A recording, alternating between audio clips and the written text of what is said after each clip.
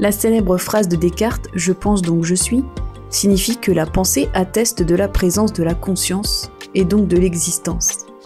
Alors je ne veux pas vous perdre dès le début de cette vidéo, parce que abordée sous un angle spirituel, cette affirmation dépasse la simple démonstration de vie intérieure. La pensée devient une force de liaison entre l'individu et des réalités bien plus vastes. Vos pensées tournent votre intention vers l'univers et vers toutes les énergies qui la composent. Je veux vous faire prendre conscience de l'importance de chacune d'entre elles. Car il n'y a pas que vous dans votre tête pour penser à ce que vous pensez. Il y a aussi toutes les énergies qui vous écoutent profondément. Car écoutez bien, vous les façonnez par la façon dont vous y pensez. Alors évidemment, toutes les pensées ne sont pas de même nature. Certaines proviennent du mental, issues de la mémoire ou de la logique. Elles déclenchent des émotions, elles motivent des actions, elles organisent notre quotidien. Mais d'autres pensées semblent émerger d'une autre source. Elles apparaissent comme soufflées, perçues, comme des intuitions. Et c'est à ça dont je fais référence dans mes vidéos, à réussir à les différencier, les pensées mentales de celles de l'intuition. Celles-ci surviennent spontanément, elles s'imposent à la conscience, et de façon générale, c'est comme ça qu'on les reconnaît. Ces pensées, quelle que soit leur origine, peuvent être perçues comme des objets vibratoires. Elles possèdent une fréquence, une densité, une teinte qui leur sont propres. Et chaque fois que l'une d'entre elles est activée, elle vous relie, vous, à cette énergie particulière. Bon, ça c'est simple, vous pensez à vos vacances, ça vous met bien. Et penser à du malheur va vous faire être dans le malheur. Donc bien sûr, ressasser des idées sombres ou négatives va finir par influencer votre état intérieur. S'il y a une chose que je veux que vous compreniez, c'est qu'une idée est un objet énergétique. La pensée va vous relier à cet objet. Ce lien n'est pas neutre. Vous allez influencer l'objet en y pensant, en le ressentant. Et lui, par sa nature, par ce qu'il est, parce qu'il est l'addition de toutes les consciences qui auront pensé à lui, va vous influencer. Je vais prendre un exemple. Pensez à un dragon. N'importe lequel. Vous le voyez peut-être dans votre esprit, vous y pensez, ou alors du moins c'est un concept que vous comprenez, le concept de dragon. Vous venez donc de vous connecter à cette entité, cette pensée. Mais cette pensée, cet objet vibratoire qu'est le dragon, il est la somme de toutes les consciences qui ont pensé au dragon.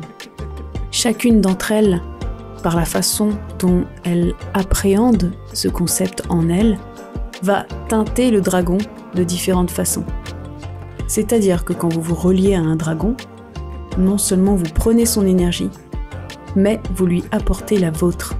Vous contribuez à faire vivre et évoluer cette énergie.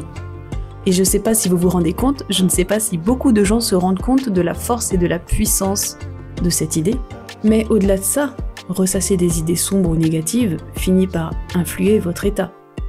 Et l'environnement mental, même que le lieu de travail ou le contenu que vous consommez peut-être sur les réseaux, peut maintenir cette connexion à des vibrations différentes.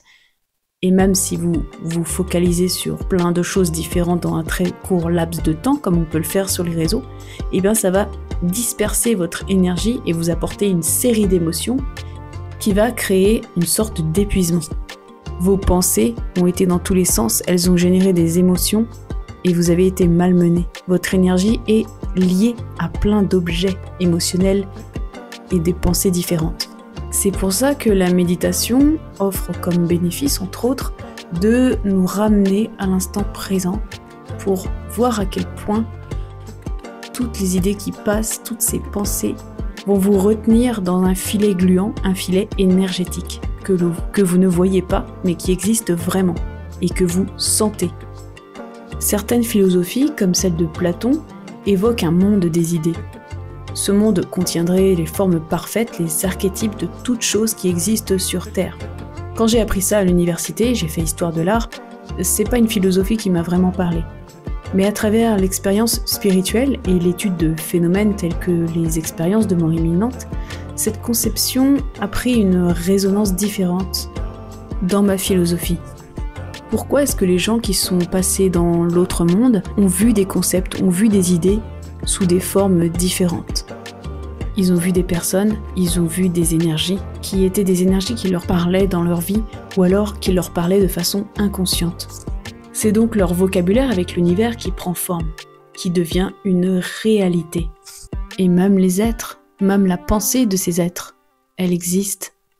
La pensée et l'énergie de vous, votre conscience, va exister.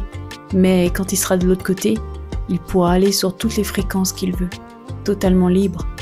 Mais quoi qu'il en soit, tous ces témoignages que je vous invite à écouter évoquent un plan de réalité où les idées, les émotions, les êtres, les intentions possèdent une existence concrète sous forme d'énergie symbolique. Et dans ce monde, chaque concept, chaque pensée, chaque sentiment forge, sculpte et modifie chaque concept universel. Et au final, vous interagissez en permanence avec cette trame à travers votre langage symbolique inconscient que vous pouvez rendre conscient. C'est tout l'objet des vidéos et des accompagnements que je propose. Retenez bien que la conscience ne fait pas que se connecter à des valeurs, des idées ou des principes, elle les influe.